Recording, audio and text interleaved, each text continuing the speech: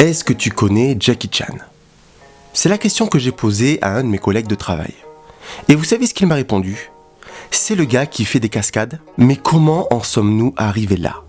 Jackie Chan, un maître du divertissement, un génie des cascades, un prodige du kung-fu, résumé à si peu. Je pense qu'il est temps de remettre les choses à leur place, de redorer le blason, enfin, si toutefois il doit être redoré, d'une légende.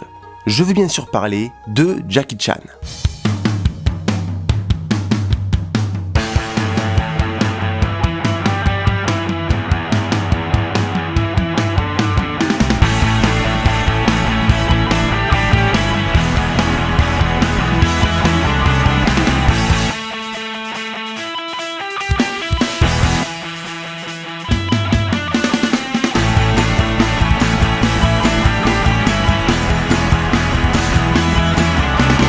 Acteur, réalisateur, cascadeur, producteur, scénariste, chanteur.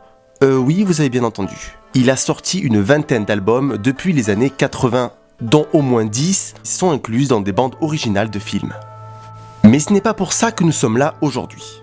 Aujourd'hui, nous allons analyser son parcours, savoir comment et pourquoi Jackie Chan n'est plus ou très peu connu du grand public depuis les années 2010.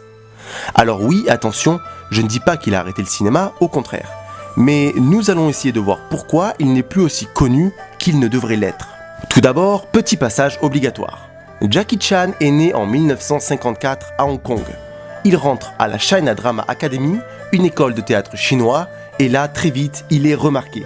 Il est l'un des meilleurs élèves de l'école. Grâce à ça, il va avoir de tout petits rôles dans des films. Mais là où il va clairement faire un bond en avant, c'est dans La Fureur de Vaincre et Opération Dragon avec comme vedette Bruce Lee, où Chan est seulement cascadeur. Après ça, on lui propose de reprendre le rôle de Bruce Lee pour La Nouvelle Fureur de Vaincre. Mais le film n'est pas un succès, et à raison.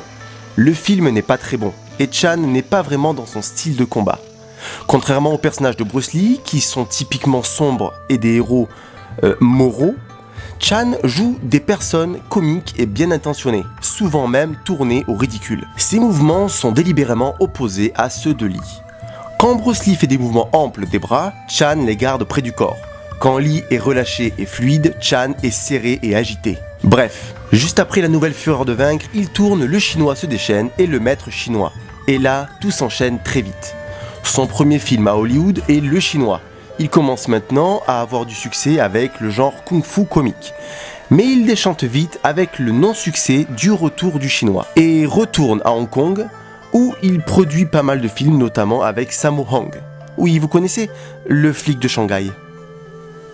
Et là arrive Le Marin des mers de Chine.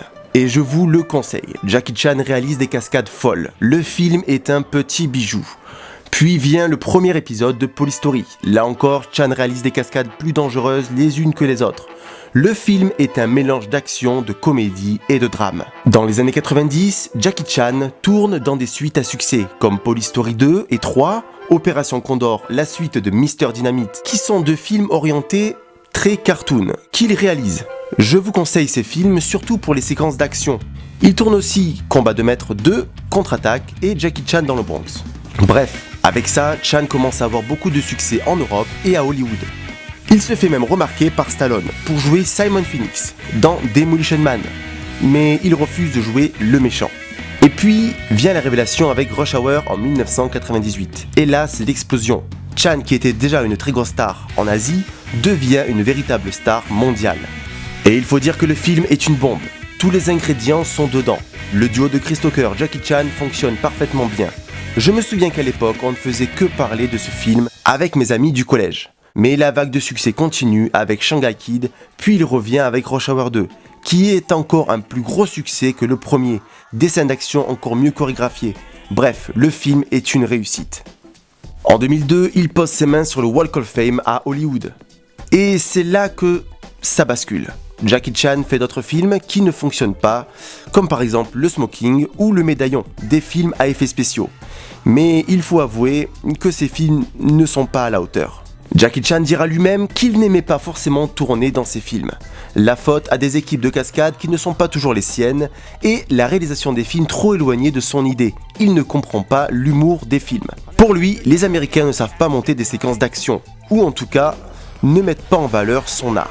Il faut aussi prendre en compte que la nature dangereuse de ces cascades complique beaucoup l'assurance de Chan, surtout aux États-Unis, où son travail de cascadeur est contractuellement limité. Il faut savoir aussi qu'il fait partie du livre Guinness des records pour le plus grand nombre de cascades pour un acteur encore en vie. Et j'insiste sur le fait qu'aucune compagnie d'assurance ne couvre les productions de Chan, dans lesquelles il exécute ses propres cascades. Au milieu des années 2000, Jackie Chan n'est plus la star que l'on a connue au début de la décennie, à cause de mauvais choix de films. Et même si je me souviens être allé voir Rush Hour 3 au ciné, je dois avouer que la magie n'opérait plus pour moi. Il était fun, et revoir le duo était cool, mais il manquait quelque chose. Et c'est triste, Jackie Chan m'a fait rêver plus jeune. Tout le monde voulait faire comme lui, et le voir disparaître des salles de cinéma m'attristait. Bref, fin des années 2000, Jackie Chan sent le vent tourner et change de registre. Fini la comédie pour quelques films. Puis il revient avec Kung Fu Nani. Sans commentaire. Un des derniers films que j'ai vu de lui est Karate Kid, le remake, qui n'est pas un mauvais film, mais qui ne laisse pas une grande place pour Chan. En tout cas, pas comme je l'aurais souhaité. Dans les années 2010, Jackie Chan décide de ne plus faire de films d'action, en tout cas, plus comme il pouvait le faire avant, et c'est bien normal. Il a plus de 65 ans. Il est lassé d'être catalogué comme un héros de film d'action, ce qui le conduit à faire évoluer son jeu vers un style plus émotionnel dans ses derniers films. En 2016, il tourne The Foreigner, de Martin Campbell, le réalisateur de Casino Royale par exemple. Et le film est vraiment bon, je vous le conseille. Depuis, c'est le calme plat.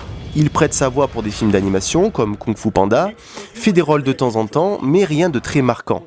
Jackie Chan lui-même dit ne plus vouloir jouer le comique. Il a fait ça toute sa carrière après tout. Jackie Chan a exécuté la plupart de ses cascades, qui sont chorégraphiées par la Jackie Chan Stunt Team. Il a déclaré dans ses interviews que sa principale inspiration était Buster Keaton, qui lui aussi réalisait toutes ses cascades. Mais saviez-vous que Jackie Chan a été blessé un grand nombre de fois, à cause de ses cascades justement. Beaucoup d'entre elles sont montrées comme des chutes ou lors des bêtisiers à la fin de ses films. Il frôle la mort lors du tournage de Mr Dynamite, lors de la descente d'un arbre, où il se brise le crâne. À travers les années, il s'est disloqué le bassin, il s'est cassé les doigts, l'orteil, le nez, les pommettes, les hanches, le sternum, le cou, les chevilles et les côtes, dans de nombreuses cascades, ce qui lui a valu le surnom de l'homme aux 1000 fractures. Bref, je voulais revenir sur sa carrière parce que résumer un artiste comme lui à un simple cascadeur n'était pas compréhensible pour moi. Ce genre d'artistes, il ne faut pas les oublier. Jackie Chan a fait rêver des millions d'enfants dans le monde, et j'en fais partie. Maintenant, je montre ces films à mon fils pour ne pas qu'il soit oublié. Mon fils aussi connaissait Jackie Chan, mais grâce au film Lego Ninjago, où il fait une apparition. Et ça non plus, ce n'était pas possible.